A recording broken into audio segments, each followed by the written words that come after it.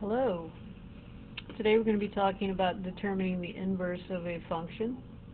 Our essential question is, how do we determine the inverse of a function, and what special qualities do inverses have?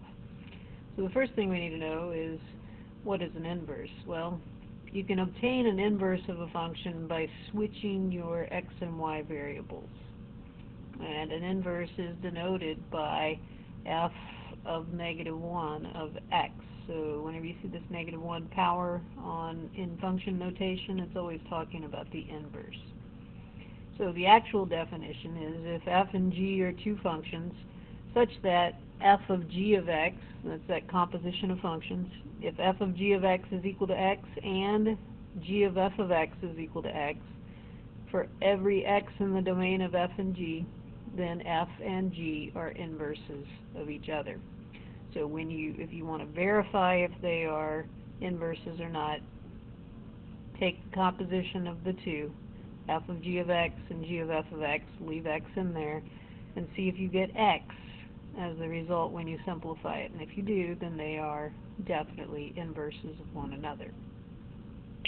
So go ahead and pause and copy down this information, and then we will continue with some examples.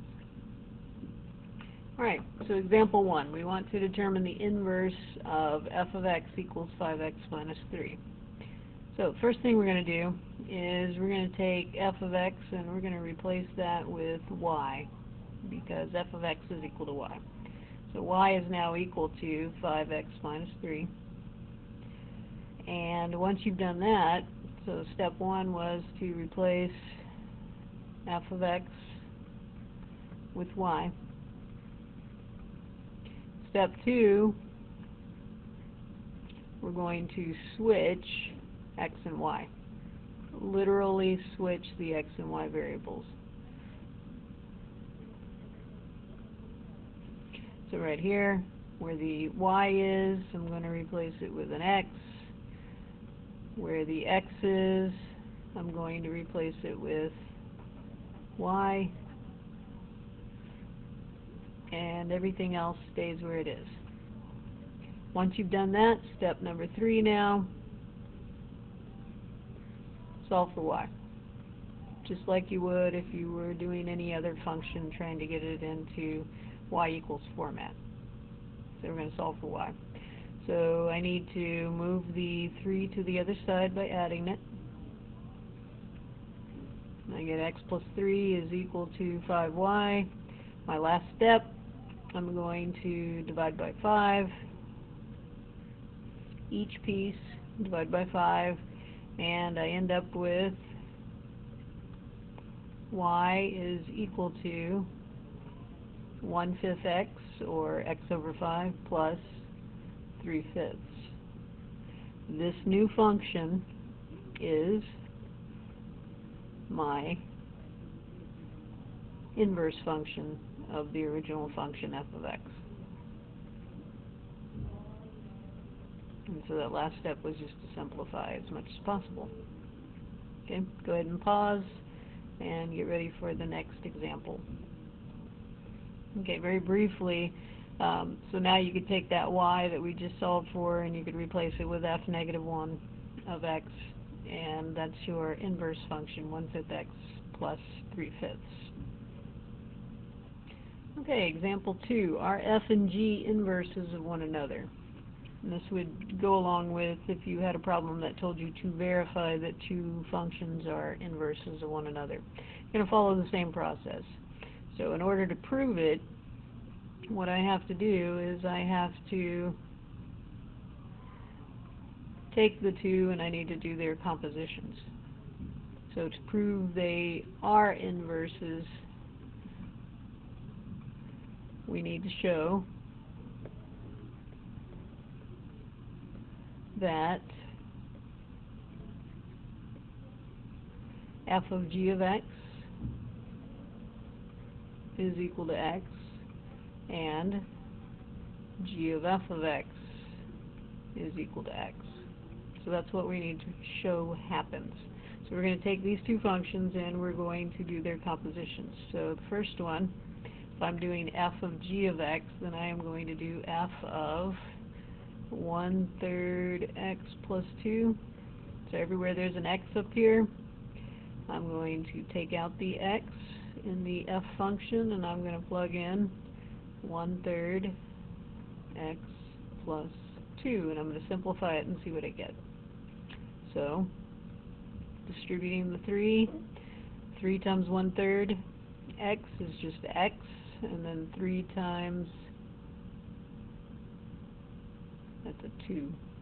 3 times 2 is 6, and then we have minus 4. And when you subtract this, 6 take away 4 leaves us with 2. See how we end up with x plus 2? If f of g of x is equal to x, then they are inverses. I get x plus 2. So that is not equal to x, so you could basically stop right here. F and g are not inverses.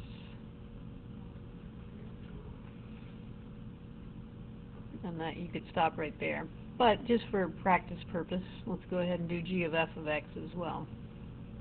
Well, if I do g of f of x was 3x take away 4. And if I'm plugging that into the g function says 1/3 times x plus 2. So if I plug in 3x minus 4 into the parentheses, 1/3 times 3x gives me x. 1/3 times negative 4 gives me negative 4/3 plus 2. And again, you can see that you do not just get x, you're getting x plus some value. We're going to get x plus 2/3, which is not equal to x. So they are not inverses.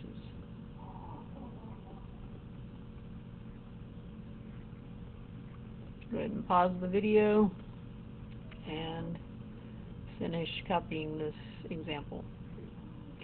Okay, last example. We want to graph the inverse of f of x is equal to x plus 1 squared, take away 2.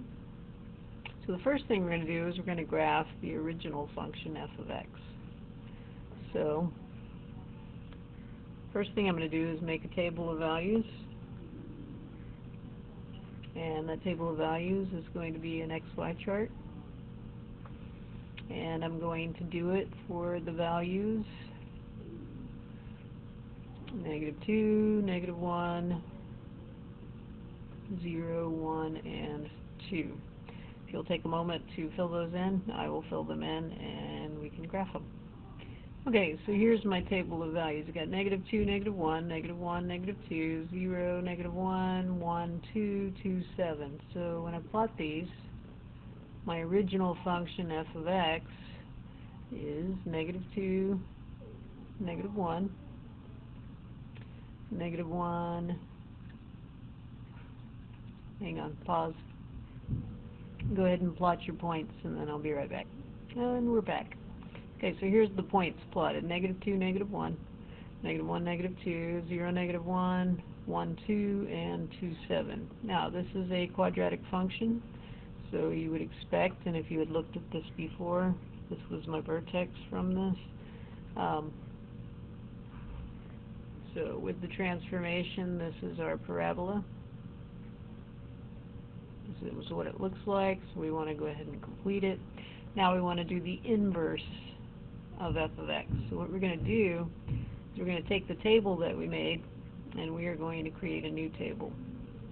This is going to be our new x and our new y. Now all we're going to do is take the x's and y's and switch them. So my new table is going to be -1, -2, -2, -1, just switching them around, -1, 0, 2, 1, and last but not least, 7, 2. And now we're going to plot those and see what it looks like. Go ahead and do that and pause.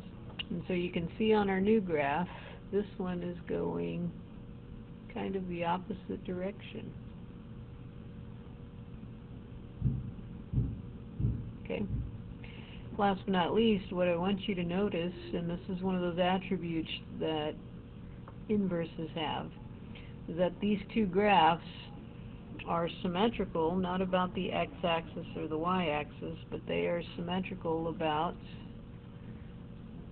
this line that cuts right through the middle of the first and third quadrants. And what is this line called? This line is called the y equals x line, otherwise known as the linear parent function.